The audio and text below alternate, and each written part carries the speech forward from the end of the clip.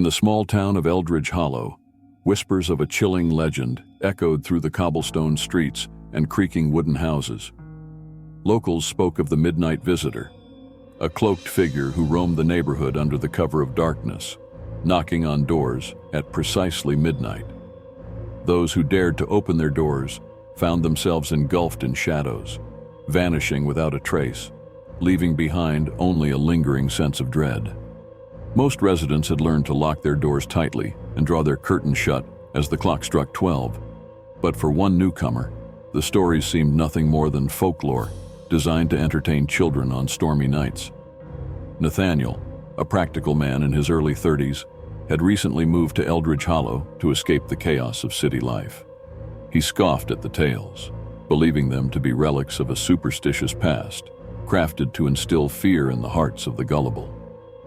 His first night in the quaint old house came with an unsettling stillness, the kind that settled in his bones. As he unpacked boxes and adjusted to his new surroundings, the clock on the wall ticked steadily towards midnight. Nathaniel, still resolute in his disbelief, flicked off the lights and crawled into bed, dismissing the chilling breeze that whistled through the cracks in the windows. As the hour approached, Nathaniel was jolted from his sleep by a series of sharp, echoing knocks that reverberated through the silence of the night. Heart-pounding, he shot upright in bed, the stories of the midnight visitor flooding back into his mind. He rubbed his eyes and tried to convince himself it was merely the wind, but the knocking persisted, rhythmic and insistent. After a moment's hesitation, curiosity outweighed fear. He threw on a robe and crept down the hall, the floorboards creaking under his weight.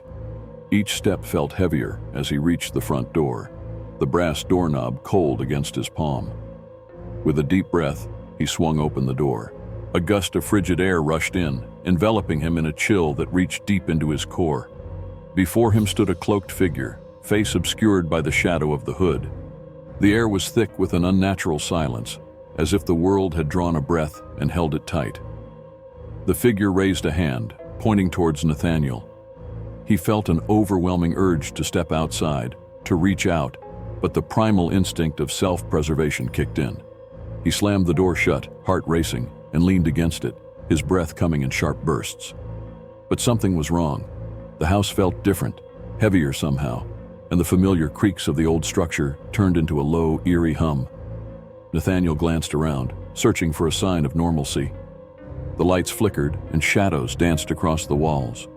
Panic bubbled within him as he realized he had not merely closed the door on the figure outside, he had sealed himself off from something far more sinister. Desperate for reassurance, he grabbed his phone, only to find that the screen was black, unresponsive, as if the very power had been drained from it. Determined to shake off the unease, he retreated to his bedroom, locking the door behind him. He climbed back into bed, pulling the covers tight around his trembling body. But sleep evaded him, replaced by an oppressive silence that settled heavily in the corners of the room. The clock ticked steadily, each second stretching into eternity. As the hour wore on, he could have sworn he heard soft whispers wafting through the walls, laced with laughter and cries, ghostly remnants of those who had vanished before him. Eventually, the first rays of dawn broke through the night, spilling light into the room. Nathaniel felt a wave of relief wash over him, the darkness retreating as the sun rose. Yet the sense of dread lingered, a residue of the events that had unfolded. He decided to take a walk, hoping the morning air would clear his mind. As he strolled through Eldridge Hollow, he noticed that the townsfolk regarded him with cautious glances, their expressions a mix of pity and fear. The barista at the local cafe hesitated when he asked about the midnight visitor, her eyes darting away as she murmured about the ones who never came back. Days turned into weeks, but the unease only deepened. Nathaniel became a recluse, too frightened to answer the door, even when friends invited him over. He avoided midnight altogether, sleeping fitfully during the day and wandering aimlessly at night. But the memories of that figure lingered in his mind like a persistent nightmare, and he found himself drawn back to the threshold of his door each night, staring at the space where shadows twisted and turned. Then, one fateful night, as the clock struck 12, he heard it again, the knocking. This time he was paralyzed by fear, unable to move, as though the very air had thickened around him. The knocking grew louder, more urgent, as if the midnight visitor had returned to claim what was rightfully theirs. Desperation clawed at him. He couldn't stay trapped in this cycle any longer. With shaking hands, he crept towards the door, his heart pounding as he reached for the doorknob. But as he grasped it, a thought struck him. This was not just a battle for his own fate, but a chance to confront the darkness that had ensnared others before him. Gathering every ounce of courage, he flung the door open wide, fully expecting to face the cloaked figure. Instead, the street was empty, the cool night air swirling around him as if mocking his fears. The midnight visitor was gone, but in their place stood the husks of the vanished townsfolk, their eyes wide and glassy, trapped in an eternal loop of despair. In that moment, Nathaniel realized the truth. The midnight visitor thrived on fear, on the helplessness of those who believed in the legend without question. As he locked eyes with the spirits of those lost to the night, a fierce determination surged within him. He would not be another victim. With a shout that echoed into the darkness, he declared his defiance against the figure that haunted their tales.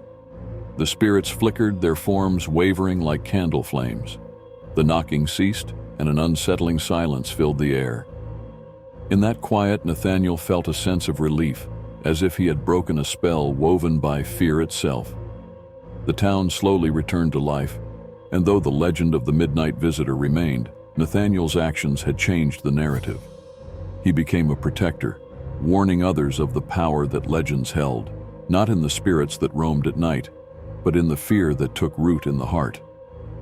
Eldridge Hollow would always remember the midnight visitor, but now, thanks to Nathaniel's courage, they would also remember the man who stood against the darkness and dared to keep the doors of hope wide open.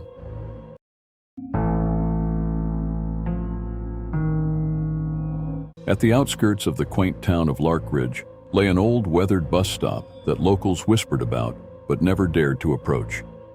This desolate spot, known as Shadow Hill, was notorious for the spectral bus that appeared under the cover of darkness, its headlights piercing the night like a ghostly beacon.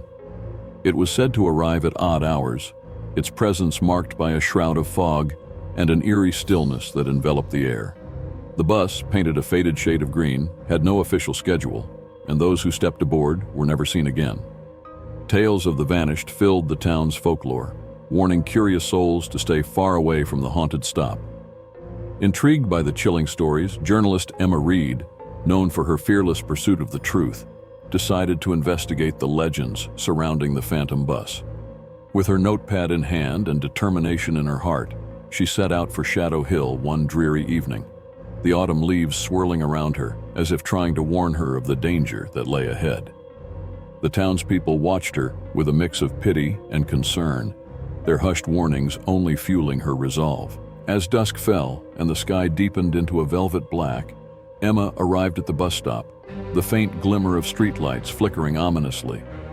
The atmosphere felt thick with anticipation as she settled onto the cold metal bench, her heart racing with each passing minute. She waited, scanning the empty road for any signs of life, but the only sounds were the rustling leaves and the distant hoot of an owl. The air grew heavier, tinged with an unsettling energy that sent shivers down her spine. As midnight approached, the silence became deafening. Just when Emma began to doubt the tales, she heard the unmistakable sound of an engine rumbling in the distance, cutting through the stillness like a knife. A thick fog rolled in, swallowing the road as the headlights of the bus emerged from the haze. It loomed before her, the vehicle's surface gleaming eerily under the moonlight. Emma's instincts screamed at her to run, to abandon her investigation, but a mixture of curiosity and journalistic integrity held her in place. The bus doors swung open with a mechanical creak, revealing a shadowy interior lit by dim, flickering lights. She could see faint silhouettes of passengers inside, their expressions obscured, as if they were trapped in a world beyond her own. Gathering her courage, Emma stepped forward, the ground crunching beneath her feet. The chill in the air seeped into her bones as she approached the bus. "Excuse me," she called out, her voice wavering slightly. "Is anyone getting off?" But there was no response. The passengers sat in eerie silence, their heads bowed, oblivious to her presence. A sense of dread washed over her as the bus driver, A figure clad in an old-fashioned uniform gestured for her to board.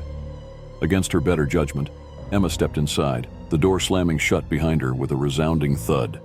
As the bus pulled away from the stop, Emma felt a jolt of fear mixed with an exhilarating thrill. She took a seat near the front, her mind racing with questions. The bus was filled with a heavy, unnatural fog, and she could hardly see the faces of the other passengers. Their eyes were vacant, staring straight ahead, lost in a trance. The bus wound its way down an unlit road, the landscape outside morphing into a surreal blur. Emma's heart pounded in her chest as she glanced at the driver, who remained silent and focused on the road, his expression inscrutable. "Where are we going?" she finally asked, her voice barely breaking the oppressive silence. The driver turned his head slightly, and for the first time, Emma caught a glimpse of his face. His eyes were hollow, dark voids that seemed to absorb the light around him. "You will find out soon enough," he replied, his voice low and gravelly. The words sent a shiver down her spine, and she could feel the panic rising within her. As the bus continued its journey, Emma's unease transformed into a chilling realization. The passengers around her were not ordinary travelers. They were lost souls, ensnared by the bus's dark enchantment. Glancing at their expressions, she noticed the ghostly pallor of their skin and the way their fingers twitched ever so slightly, as if they were trying to escape an unseen grip. Emma's heart sank as she began to understand that she had become one of them, a part of the haunted congregation destined to disappear into the depths of Shadow Hill. Desperate to escape, she stood up, demanding the driver to stop the bus, but her voice was drowned out by the low hum of the engine. In a panic, she made her way towards the back, searching for an exit. The other passengers remained unfazed, their eyes still locked on the endless road ahead. Just as despair began to creep in, Emma spotted a small window cracked open, a sliver of fresh air beckoning her. Summoning all her strength, she lunged for the window and pried it open, feeling the cool night air rush in like a lifeline. But the moment she did, the fog thickened, wrapping around her like a vice. She could hear the distant whispers of the souls on board, urging her to let go, to accept her fate. But Emma refused to yield to their despair. With a fierce determination, she climbed onto the seat, bracing herself against the bus's jerking motions, and shoved her body through the window, scraping her skin against the metal frame. The moment her feet hit the ground, she rolled onto the pavement, gasping for breath as the bus continued down the road without looking back. Emma lay there, trembling, the sounds of the engine fading into the night. She had escaped, but at what cost? The air felt heavy with the weight of lost souls, their anguished cries echoing in her mind. As she stumbled back towards town, her heart ached with the knowledge of what she had witnessed. The stories of the phantom bus were not mere folklore. They were a grim reality that the townsfolk had tried to bury beneath layers of fear. Emma reached the edge of Lark Ridge, panting and disoriented, determined to warn others about the horrors that lurked at Shadow Hill. Back in town, she found herself unable to shake off the weight of her experience. The haunting visage of the bus driver and the empty eyes of the passengers haunted her dreams, relentless reminders of the truth she had uncovered.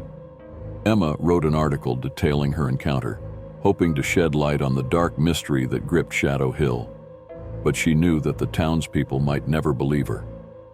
Despite her efforts, the fog of fear hung over Lark Ridge, a chilling reminder of the vanished souls. As days turned into weeks, Emma noticed something unsettling. People began to disappear, one by one, from the edges of town. Friends, acquaintances, even those who had once scoffed at the tales. Each time a new face was added to the list of the missing, Emma's heart sank further. She had escaped the phantom bus, but the darkness had seeped into the very fabric of Lark Ridge, claiming its hold on the town. With a heavy heart, Emma returned to Shadow Hill, standing once more at the old bus stop, determined to confront the darkness that had ensnared so many. As the sun dipped below the horizon, casting shadows across the ground, she waited for the familiar sound of the approaching bus, ready to face whatever horrors lay within. Emma had become a guardian of the town's legacy, a witness to its hidden truth, and she would not let the legend fade into oblivion without a fight.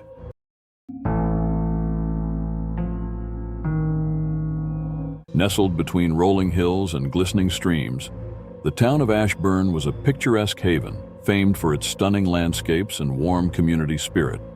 But beyond the vibrant town square and charming cottages lay the dense Ashburn Forest, a sprawling wilderness that locals regarded with a mix of reverence and trepidation. It was said that the trees in this forest whispered to those who dared to listen, sharing secrets of the past and tales of sorrow that echoed through the ages.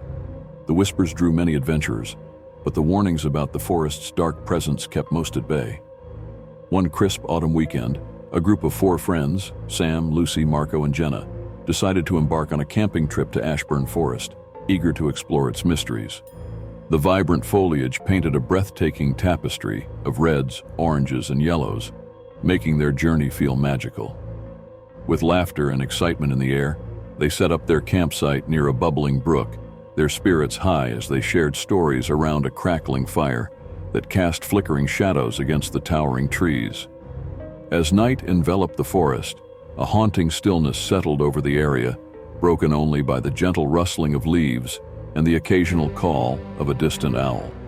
As the evening wore on, Jenna, the most curious of the group, suggested they explore deeper into the forest. "I've heard about the whispering trees," she said, her eyes sparkling with intrigue. Sam chuckled nervously. "You mean those silly ghost stories? Come on, we're here to have fun." But Jenna was persistent, and soon they found themselves venturing off the beaten path, following an old trail that led deeper into the woods. The air grew cooler, and the light from their flashlights flickered uneasily as they ventured further away from the warmth of the campfire.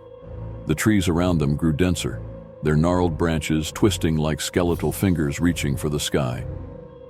It was in this eerie atmosphere that the first whispers began. At first, the group thought it was the wind playing tricks on them, but the voices soon became distinct, forming a soft, melodic cadence that filled the air. "Listen," Lucy whispered, her eyes wide with curiosity.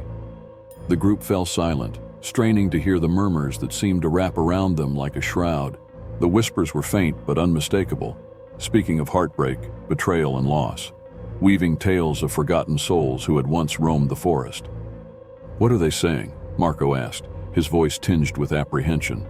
As the whispers intensified, they grew more unsettling, warning the friends of a dark presence lurking in the shadows. "Beware the shadows. They seek to claim you," the trees seemed to chant, their voices rising and falling like a haunting melody. The friends exchanged nervous glances, the thrill of adventure quickly giving way to unease. "Maybe we should head back," Sam suggested, but Jenna was captivated, urging them to stay just a little longer to unravel the mystery. Suddenly the atmosphere shifted. A chill swept through the air, causing the hair on the back of their necks to stand on end. The whispers morphed into frantic warnings, growing louder and more frantic. "Leave this place. The darkness is near." The trees seemed to sway as if in distress, their branches creaking ominously. Panic set in as the friends realized they were not alone. The forest felt alive, pulsing with an unseen energy that made their skin crawl. "We need to go now," Marco exclaimed, and the group turned, retracing their steps toward the camp, adrenaline coursing through their veins. But the forest had other plans. The path they had taken had vanished, replaced by a labyrinth of trees that seemed to shift and move, disorienting them further. Every direction looked the same, and the whispers morphed into taunts, echoing around them. "You cannot escape. You belong to us." The darkness deepened, and shadows danced at the corners of their vision, obscuring their way and heightening their fear. The friends clutched each other, their hearts racing as they stumbled deeper into the woods, searching for any sign of their campsite. As they fled, the whispers grew louder, revealing secrets that cut deep. Jenna heard a voice speak her name, taunting her with memories of her greatest fears and failures. "You're not worthy to be here," it hissed, sending shivers down her spine. Lucy, too, was haunted by visions of her past, regrets that clawed at her mind, whispering that she was bound to repeat her mistakes. Marco and Sam, equally overwhelmed, felt the weight of the forest pressing down on them, urging them to confront their hidden fears. The trees seemed to feed off their despair, their voices a cacophony of sorrow and dread. Desperation turned to chaos as the friends realized they were losing each other in the dense foliage. "Where are you?" Jenna cried, her voice echoing through the darkness. "This way," Marco shouted, But the forest twisted his voice, making it sound distant and muffled. Fear overwhelmed them, and each friend struggled with their own demons, unable to find solace in each other.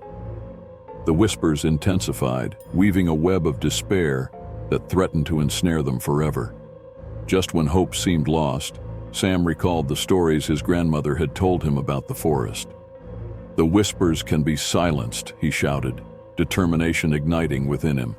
"We need to confront our fears." The others, though terrified, rallied around his words, remembering the bond that had brought them together in the first place. They huddled close, grasping hands, and shouted into the darkness, "We refuse to be afraid. We are stronger together." In that moment, the whisper stilled, replaced by a profound silence that enveloped them. The oppressive atmosphere began to lift, the shadows retreating as if banished by their united resolve. With newfound clarity, the friends focused on the flickering light of their campfire, determined to find their way back. Together, they retraced their steps, guided by the faint glow that cut through the darkness, the trees now standing sentinel as if acknowledging their strength. As they emerged from the thicket and into the clearing where their campsite lay, the friends collapsed onto the ground, breathing heavily, relief washing over them. The fire crackled warmly, a beacon of safety in the chilling night. They sat together, reflecting on the harrowing experience, their hearts still racing, but now filled with gratitude for one another. The whispers of the trees had revealed their fears, but had also strengthened their bond, teaching them that together they could face anything. That night, as they sat by the fire, they shared stories and laughter, their voices rising above the forest, defying the dark presence that lingered just beyond the trees. They had come to Ashburn seeking adventure, but they had found something far more valuable, a deeper understanding of themselves and the strength of their friendship. The whispering trees, now quiet, stood tall around them, guardians of the secrets they had faced and overcome. Though the forest still held its mysteries, the friends knew that they could navigate its depths together, forging their own path amidst the shadows.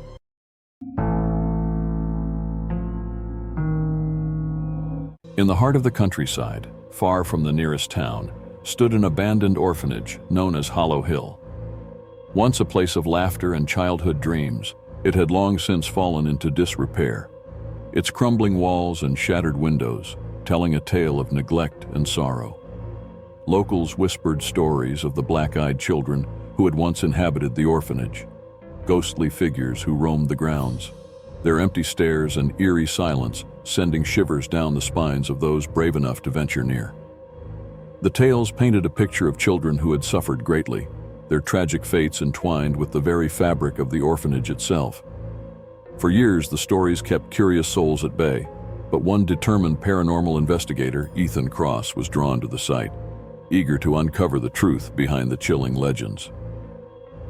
Armed with his camera, voice recorder, and a sense of skepticism, Ethan approached the weathered gates of Hollow Hill as the sun began to set.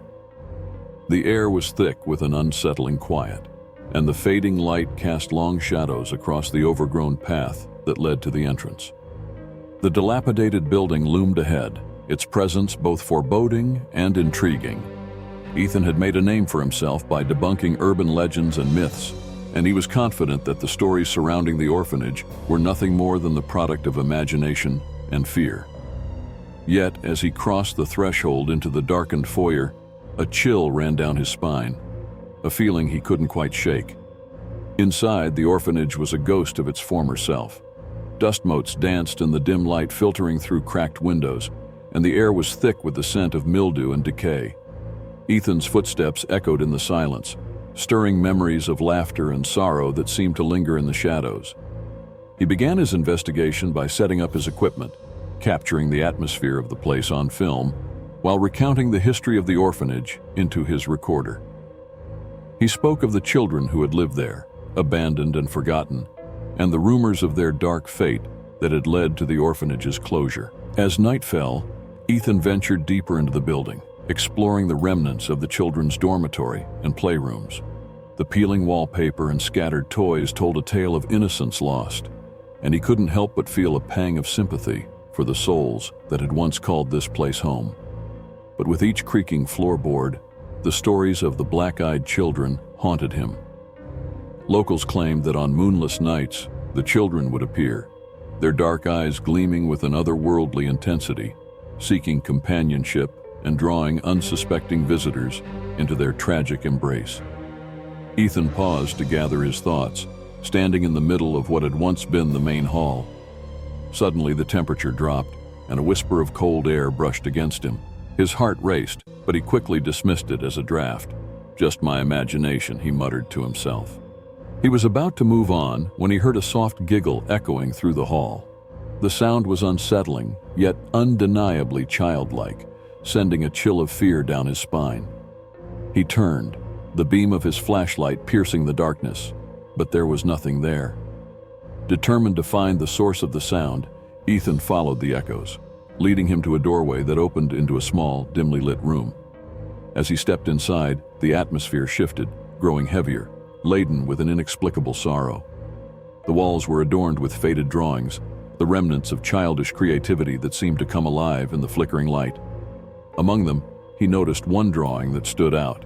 A group of children with dark circles where their eyes should have been, their mouths twisted into silent screams. A sense of dread washed over him, and he instinctively reached for his camera, capturing the image for his investigation. Suddenly, the door creaked shut behind him, and the temperature plummeted further. Ethan's breath hitched as he felt an unmistakable presence in the room.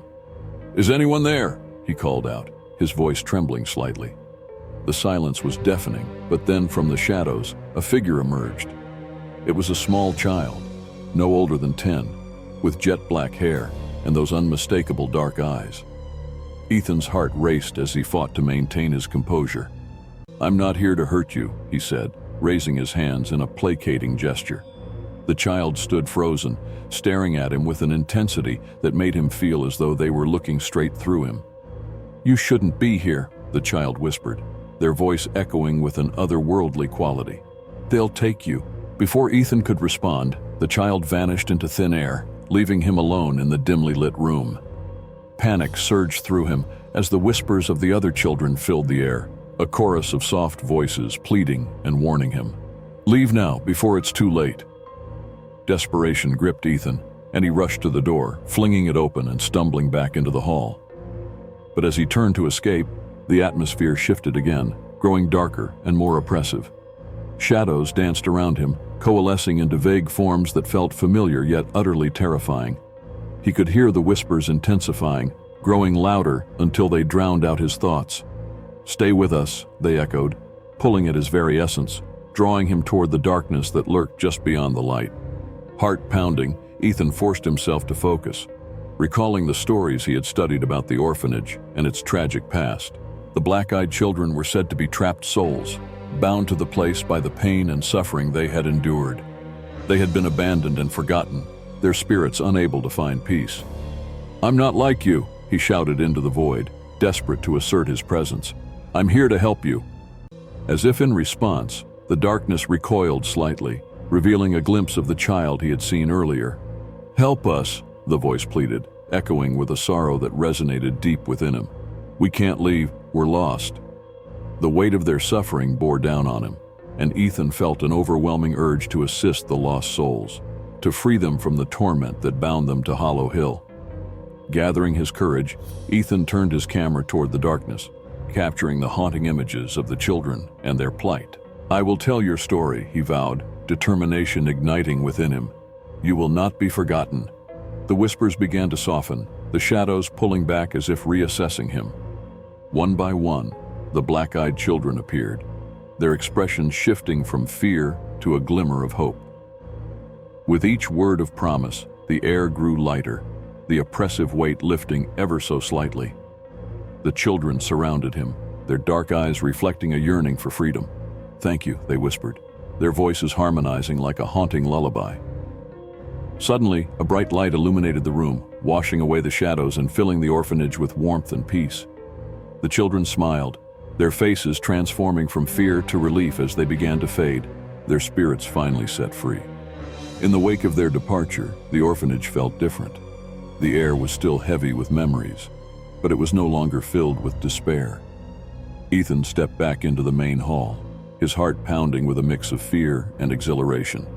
He had faced the unknown and emerged with a story that needed to be told. As he made his way back to the entrance, the night felt lighter, the oppressive atmosphere replaced by a sense of serenity.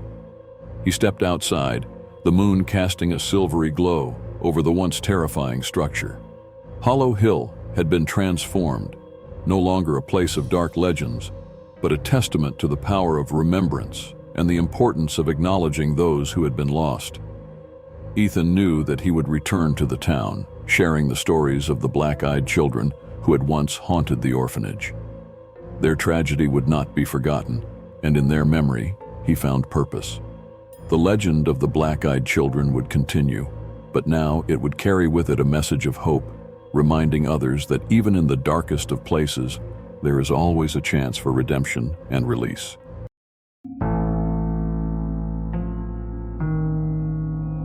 Nestled in a lush valley surrounded by dense forests and misty mountains, the quaint town of Hollowbrook seemed like a picturesque retreat for weary travelers. Its cobblestone streets were lined with charming shops and cozy cafes, while the scent of freshly baked goods wafted through the air. But beneath this idyllic facade lay a sinister truth. Anyone who dared to leave after dark would vanish without a trace, swallowed by the very shadows that cloaked the town. The locals spoke of the curse in hushed tones, warning outsiders to heed the town's warnings. Yet despite the ominous legends, a curious traveler named Clara was drawn to Hollowbrook's enchanting allure, unaware of the horrors that awaited her. Clara arrived in Hollowbrook just as the sun began to dip behind the horizon, painting the sky in hues of orange and purple. She was immediately captivated by the town's quaint charm and friendly inhabitants. After exploring the cobbled streets and enjoying a warm meal at a local inn, Clara lost track of time. Engrossed in the stories shared by the townsfolk, she barely noticed the darkness creeping in around her. As the clock struck 7, a chill settled over the town, and a palpable sense of unease began to envelop her. "You shouldn't stay out too late," warned an old woman, her voice trembling as she spoke. "The curse of Hollowbrook isn't just a tale, it's very real." Clara chuckled dismissively, attributing the old woman's words to superstition. Nestled in a lush valley surrounded by dense forests and misty mountains, the quaint town of Hollowbrook seemed like a picturesque retreat for weary travelers. Its cobblestone streets were lined with charming shops and cozy cafes, while the scent of freshly baked goods wafted through the air. But beneath this idyllic facade lay a sinister truth. Anyone who dared to leave after dark would vanish without a trace, swallowed by the very shadows that cloaked the town. The locals spoke of the curse in hushed tones, warning outsiders to heed the town's warnings. Yet despite the ominous legends, a curious traveler named Clara was drawn to Hollowbrook's enchanting allure, unaware of the horrors that awaited her. Clara arrived in Hollowbrook just as the sun began to dip behind the horizon, painting the sky in hues of orange and purple. She was immediately captivated by the town's quaint charm and friendly inhabitants. After exploring the cobbled streets and enjoying a warm meal at a local inn, Clara lost track of time. Engrossed in the stories shared by the townsfolk, she barely noticed the darkness creeping in around her. As the clock struck 7, a chill settled over the town, and a palpable sense of unease began to envelop her. "You shouldn't stay out too late," warned an old woman, her voice trembling as she spoke. "The curse of Hollowbrook isn't just a tale, it's very real." Clara chuckled dismissively, attributing the old woman's words to superstition.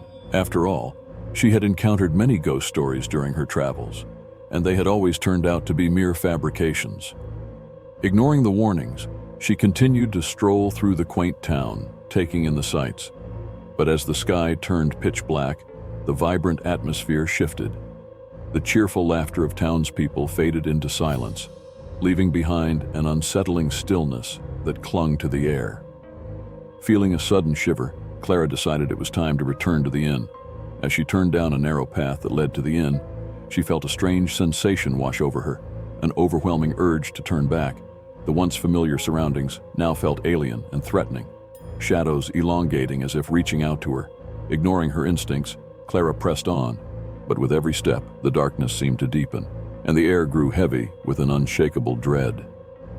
Suddenly she heard a whisper, soft yet piercing, echoing through the stillness. "Help us." The voice was faint, but it sent a wave of goosebumps cascading down her arms. Clara glanced over her shoulder, but there was no one there. Panic surged through her as she quickened her pace. The path felt longer than before, twisting and turning, as if the very ground conspired to keep her trapped in Hollowbrook's dark embrace. As Clara stumbled through the maze of shadows, she caught glimpses of figures in the corners of her vision, pale, ghostly apparitions with hollow eyes and sorrowful expressions. They flitted between the trees, their whispers growing louder, more urgent. "Stay with us, don't leave." The words wrapped around her like a vice, and dread clawed at her throat. Desperate to escape, Clara ran, her heart racing as she navigated through the darkness. She felt the chill of the night air seep into her bones, the whispers growing more frantic. "You shouldn't have stayed. You'll never leave." The path ahead became more indistinct, twisting in ways that defied logic. It was as if the very essence of the town had turned against her, ensnaring her in a web of supernatural terror. In her frantic flight, Clara stumbled upon an old cemetery, its weathered tombstones jutting out of the earth like broken teeth. The moonlight illuminated the names etched in stone, each one a reminder of the lives lost to the curse. She felt an overwhelming sense of sorrow wash over her, realizing these were the souls of those who had vanished before her, innocent lives swallowed by the town's dark history. Clara's breath came in ragged gasps as she sought refuge among the graves, pressing her back against a tall monument. The whispers morphed into anguished cries, echoing through the night. She could feel the spirits drawing closer, their desperation palpable. "Join us, we are lost, help us!" Clara knew she had to find a way to survive the night, to break the cycle of torment that bound these souls to Hollowbrook. With determination ignited by fear, Clara recalled the stories she had heard in the inn, the town's history, the tragedy that had birthed the curse. An age-old tale spoke of a group of townsfolk who had wronged a powerful witch, banishing her from their midst.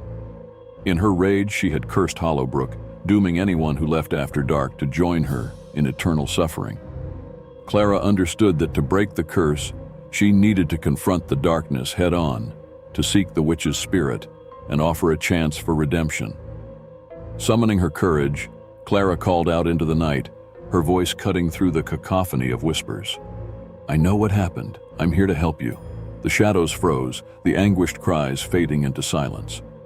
The air grew thick with tension as Clara felt the weight of countless eyes upon her, the spirits of the town waiting for her next move. "Witch, I seek your forgiveness!" Clara shouted, hoping her words would reach the restless spirit of the one who had set this curse in motion. "Let me help you find peace." The ground trembled beneath her feet as the whispers transformed into a low growl, a sound that reverberated through the cemetery, shaking Clara to her core. From the depths of the shadows emerged a figure cloaked in darkness, a spectral woman with piercing eyes that seemed to glow like embers. The witch stood before Clara, her expression a mix of rage and sorrow. "Why should I forgive those who wronged me?"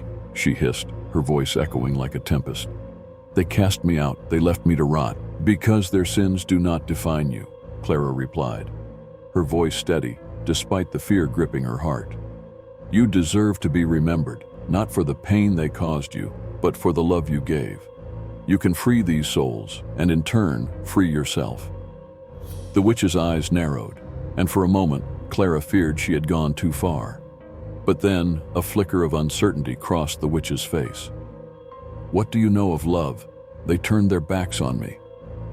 Clara took a step forward, the spirits of the cemetery swirling around her in a dance of desperation. "I know that love can conquer even the darkest of curses. You hold the power to change your story, to break this cycle of pain. Release them and you will find your own peace." The witch hesitated, her expression shifting as the anguish of centuries began to weigh on her. The air grew still, the whispers of the lost souls fading into a reverent silence. For the first time, Clara could see the flicker of humanity behind the witch's rage, a soul burdened by loss and betrayal. With a deep breath, Clara extended her hand, inviting the witch to step into the light of forgiveness. "Let go of your anger. Find peace with those who have wronged you. You deserve to be free." The witch's form flickered as if wavering between two worlds, and Clara's heart raced as she sensed the battle within her. Finally, the witch let out a shuddering breath, the weight of her pain spilling over. "Forgiveness," she whispered, and in that moment, the shadows around them began to lift. As dawn broke over Hollowbrook, the first rays of sunlight pierced the night's darkness, illuminating the cemetery in a warm glow. The spirits of the lost souls rose into the light, their anguished expressions transforming into looks of gratitude as they ascended to their long-awaited rest. Clara watched in awe as the witch's form began to dissolve, her fierce eyes softening as she embraced the light. "Thank you," the witch whispered, her voice now a mere echo. "You have freed us all." And with that, she vanished, leaving Clara standing alone in the cemetery, the weight of the curse lifted. As the townspeople emerged from their homes, Clara shared her harrowing tale, recounting the history that had shackled Hollowbrook for so long. The townsfolk listened, their eyes wide with a mixture of disbelief and relief. The curse was broken. The darkness that had haunted Hollowbrook for generations had finally come to an end. With a newfound sense of purpose, Clara decided to stay in Hollowbrook a while longer, helping the townspeople heal the wounds of the past. Together, they would honor the memories of those lost to the curse, ensuring that the stories of Hollowbrook's tragic history would never be forgotten again. And as the sun rose high in the sky, casting away the remnants of night, Clara felt a profound sense of peace settle over the town, knowing that the darkness had finally been vanquished.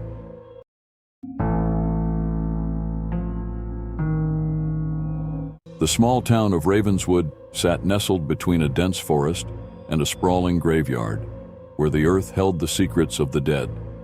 The townsfolk had grown accustomed to the sound of the wind howling through the trees, its eerie calls a nightly reminder of the town's haunting history.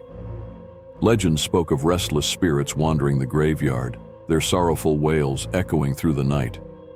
For years, the locals dismissed these tales as mere folklore, a way to explain the chill that crept into their bones when the sun dipped below the horizon. However, when the familiar howling began to morph into anguished cries, a group of friends found themselves drawn into a chilling mystery that would unravel the dark secrets of Ravenswood. One crisp autumn evening, 4 friends, Eli, Mia, Josh, and Sarah, decided to explore the town after hearing rumors of strange occurrences in the graveyard.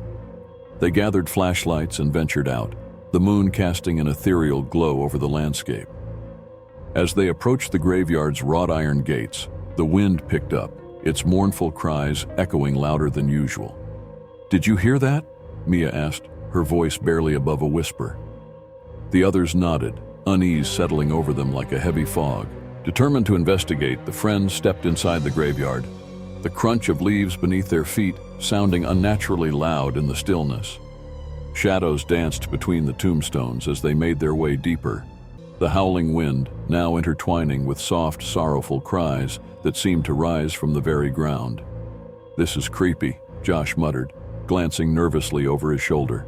"Maybe we should head back." But Eli, emboldened by curiosity, pressed on. "There's something more here. I can feel it."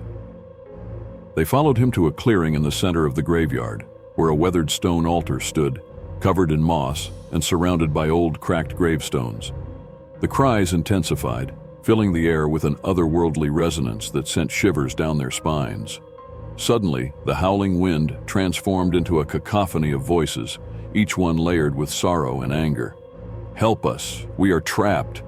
The friends exchanged terrified glances, their hearts pounding in their chests. "What is happening?" Sarah gasped, her eyes wide with fear. As they stood frozen in place, a figure emerged from the shadows, a woman draped in tattered white, her eyes hollow and filled with despair. "You should not have come here," she warned, her voice barely above a whisper. "The spirits are restless, and they demand to be heard." "Who are you?" Eli asked, taking a cautious step forward. The woman extended her hand, revealing a faded pendant that glimmered faintly in the moonlight. "I was once a guardian of this graveyard," she explained, "but the townspeople turned their backs on the rituals that protected us. Now the spirits are trapped, and their pain grows stronger with each passing night." The friends listened intently as the woman recounted the history of Ravenswood, a town built on the graves of those who had been wronged. their souls bound to the earth by dark rituals meant to appease them. When the townsfolk abandoned the old ways, the spirits were left to suffer, their anguished cries now echoing through the howling wind. "You must help us," the woman pleaded. "The ritual must be performed again, or the spirits will grow vengeful." As fear coursed through them, the friends huddled together to discuss their next steps. "We can't just leave," Mia insisted. "If we don't do something, who knows what will happen?" Josh hesitated, glancing back toward the entrance of the graveyard. "But we have no idea how to perform this ritual. What if we make things worse?" Eli's resolve hardened.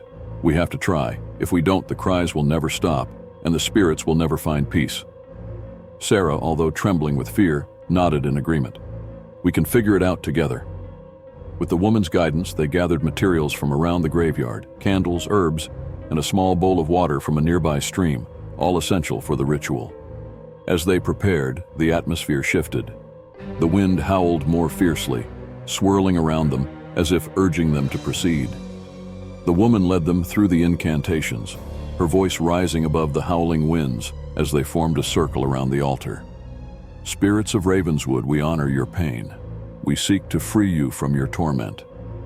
The words echoed in the night, the wind carrying their plea far into the depths of the forest.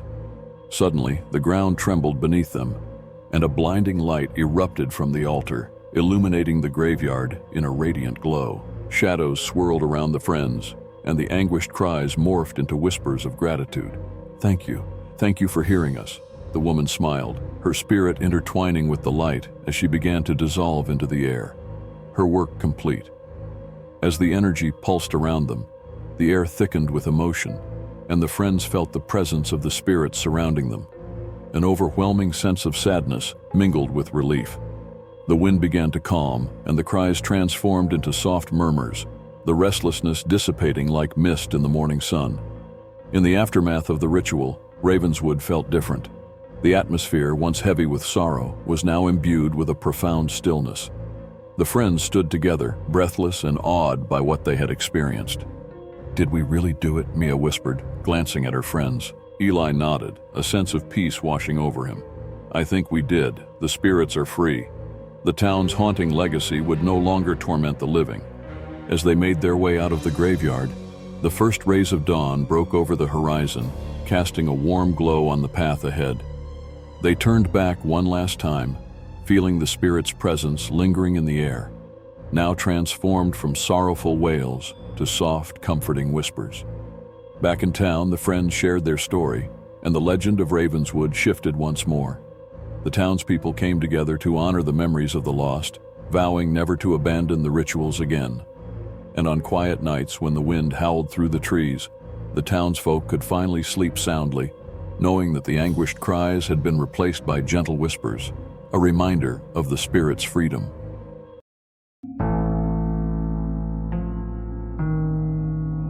In the heart of Grimm's Hollow, a small town shrouded in thick perpetual fog, whispers of a sinister presence drifted through the streets. Locals spoke in hushed tones about the lurker, a shadowy figure said to haunt the misty alleyways, dragging unsuspecting victims into the dense fog from which they never returned. The town, once a close-knit community, became gripped by fear as a series of mysterious disappearances plagued its residents.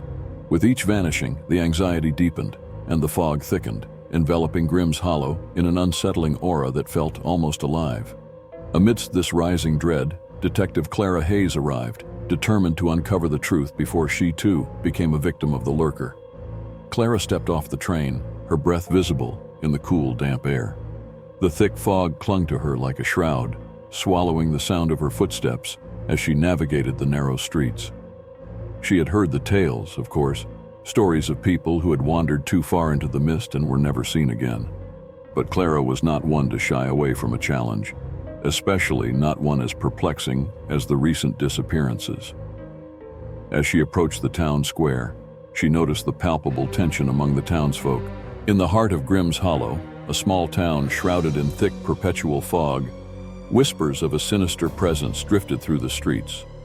Locals spoke in hushed tones about the lurker, a shadowy figure said to haunt the misty alleyways, dragging unsuspecting victims into the dense fog from which they never returned. The town, once a close-knit community, became gripped by fear as a series of mysterious disappearances plagued its residents. With each vanishing, the anxiety deepened, and the fog thickened, enveloping Grimm's Hollow in an unsettling aura that felt almost alive. Amidst this rising dread, Detective Clara Hayes arrived, determined to uncover the truth before she, too, became a victim of the lurker. Clara stepped off the train, her breath visible in the cool, damp air. The thick fog clung to her like a shroud, swallowing the sound of her footsteps as she navigated the narrow streets. She had heard the tales, of course, stories of people who had wandered too far into the mist and were never seen again. But Clara was not one to shy away from a challenge, especially not one as perplexing as the recent disappearances. As she approached the town square, she noticed the palpable tension among the townsfolk. The door creaked open, revealing a space filled with tools and the lingering scent of grease. Clara began her search for clues, but as she examined Tom's belongings, the fog outside seemed to deepen, pressing against the windows as if trying to intrude. Hours passed and Clara's frustration mounted. She was about to leave when she noticed a faint sound, a whisper, just beyond the threshold. Heart racing, she approached the door and peered into the thick fog. "Tom?" she called, but there was no reply, only the echo of her voice swallowed by the mist. Drawing a deep breath, Clara stepped outside, her instincts on high alert. The whispering grew louder, swirling around her like a malevolent breeze. "Help! Me!" Without hesitation, she followed the sound, her determination unwavering despite the gnawing fear in her gut. The fog seemed to shift and swirl, guiding her deeper into Grimm's Hollow. Clara felt a strange compulsion, as if the mist was trying to draw her closer, urging her to venture further into its depths. She gripped her flashlight tightly, illuminating the twisted trees and abandoned structures that surrounded her. Shadows flickered at the edge of her vision, and she fought the urge to turn back, reminding herself of her mission. As she pushed deeper into the fog, Clara stumbled upon a clearing. In the center stood a dilapidated cabin, its windows dark and foreboding. The whispers intensified, now mingling with distant cries that sent chills racing down her spine. This is it, she thought, steeling herself against the dread that threatened to engulf her. With a deep breath, she approached the cabin, each step weighed down by the fear of what she might find inside. The door creaked open, revealing a dark interior filled with dust and decay. Clara flicked on her flashlight, the beam slicing through the gloom to reveal remnants of the past. Old furniture covered in sheets, cobwebs draping the corners like ghostly shrouds. But it was the walls that drew her attention, covered in faded photographs of missing townsfolk. Clara's heart raced as she recognized faces from the diner, each one lost to the fog. "No, this can't be," she whispered, the weight of the truth crashing down upon her. Suddenly, the whispers crescendoed into a haunting chorus, and Clara turned to see a shadowy figure emerging from the darkness. A tall, imposing presence shrouded in mist. The lurker. Fear seized her as the figure reached out a hand, beckoning her closer. "Join us," it hissed, its voice a chilling echo of the souls trapped within the fog. Clara fought the urge to step forward, the whispers clawing at her mind, but she remembered Martha's words. "You must resist." Drawing on her training, Clara gathered her courage and shouted, "I won't let you take me." The lurker recoiled, momentarily thrown off balance. Seizing the opportunity, Clara dashed for the door, her heart pounding in her chest. The fog roared with fury, swirling around her as she sprinted back into the night, the cabin fading into the mist behind her. With every ounce of strength, she navigated through the fog, refusing to listen to the whispers that echoed around her. Clara stumbled back toward the main road, her lungs burning and legs heavy. She could feel the presence of the lurker behind her, but she didn't dare look back. Finally, she burst into the town square, the thick fog lifting just enough for her to see the comforting glow of the diner's lights. Inside, she collapsed into a booth, her heart racing as she recounted her encounter to Martha. "The lurker is real," Clara gasped. "He's taking people into the fog. We have to warn everyone." The waitress's face turned pale as Clara shared the details of the cabin and the photographs. Determined to put an end to the lurker's reign of terror, Clara rallied the townsfolk, urging them to come together in the light and resist the fog. They formed a plan to safeguard their town, establishing watch groups to keep the streets illuminated at night. Slowly, the spirit of Grimm's Hollow began to shift, and with each passing day, the fog receded, its grip on the town weakening. As Clara looked out into the fading mist one evening, she felt a sense of hope. The lurker may have lurked in the shadows, but the townsfolk had banded together to reclaim their home. The tales of the shadowy figure transformed into stories of bravery, a testament to their resilience. And while whispers of the lurker would always linger in the corners of Grimm's Hollow, the townspeople now faced the fog with newfound strength, united against the darkness that had once threatened to consume them.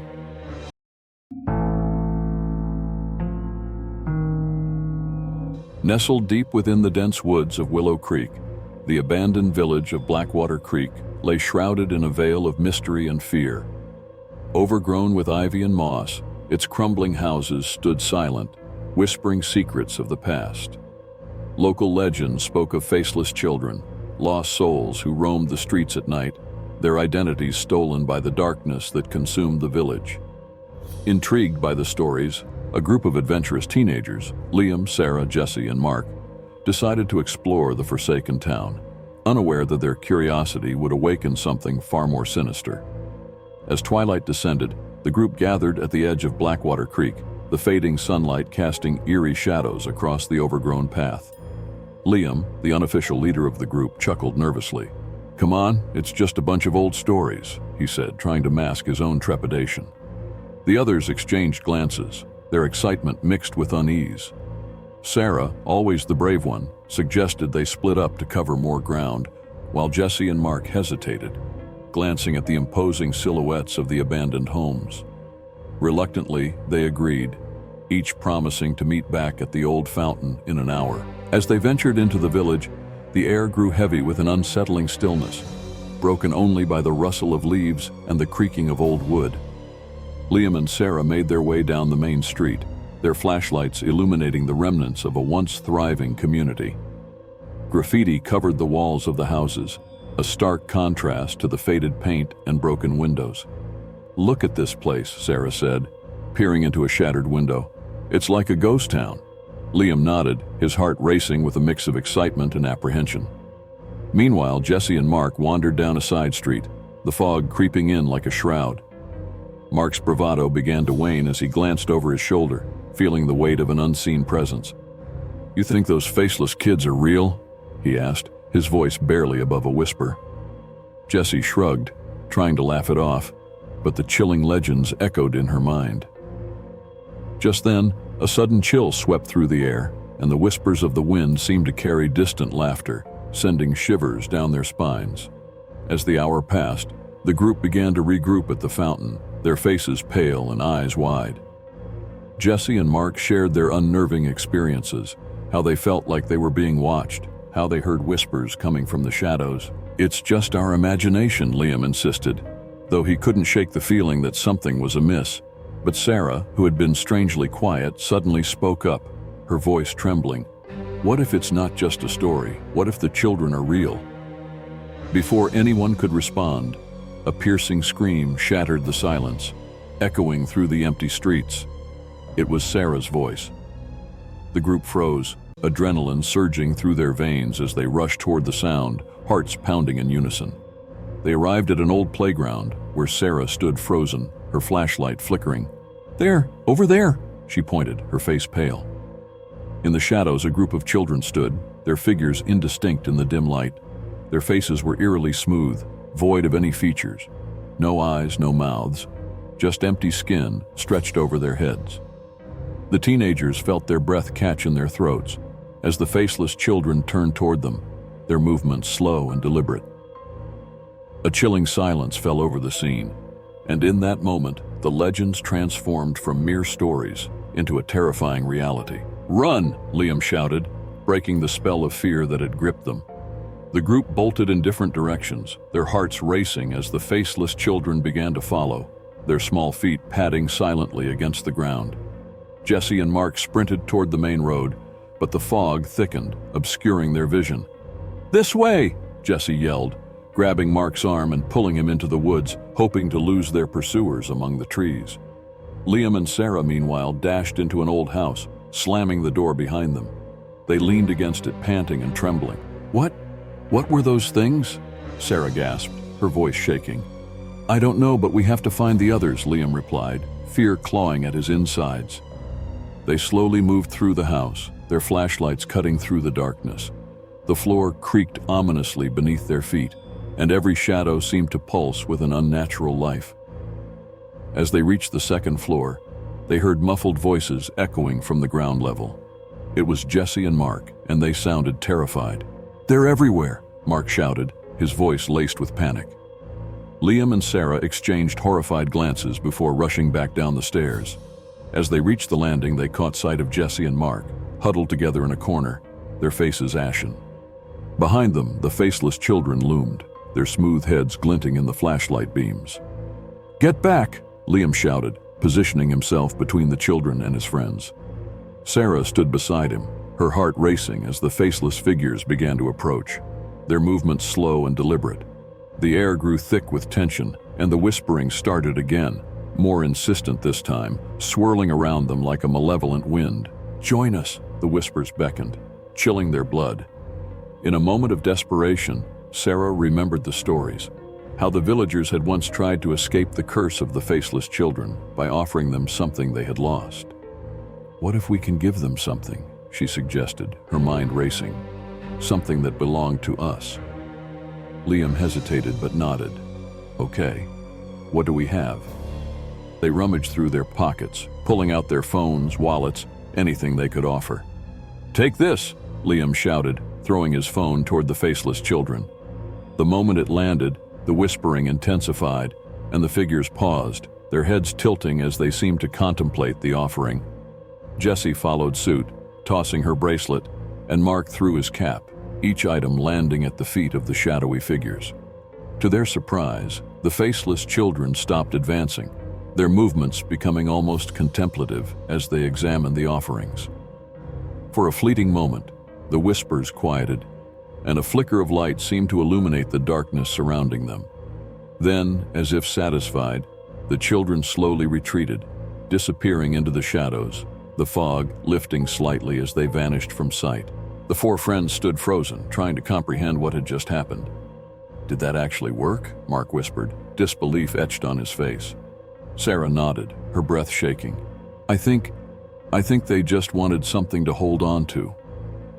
With the path now clear, the group quickly exited the house, the fog lifting around them as they made their way back to the main road. They didn't stop running until they reached the edge of the woods, where the familiar glow of streetlights provided a sense of safety. Breathing heavily, they turned back to look at the village, its dark silhouette now distant and haunting. "Never again," Jessie breathed, shaking her head in disbelief. "That place is cursed." From that night on, the teenagers never spoke of Blackwater Creek again, but the legends of the faceless children lingered in their minds, a chilling reminder of the darkness that lay hidden in abandoned places. And as they returned to their lives, they carried with them a newfound respect for the stories of old, knowing that sometimes the line between myth and reality is a thin one, easily crossed in the shadows of the night. Thank you for watching. Please like, share, and subscribe.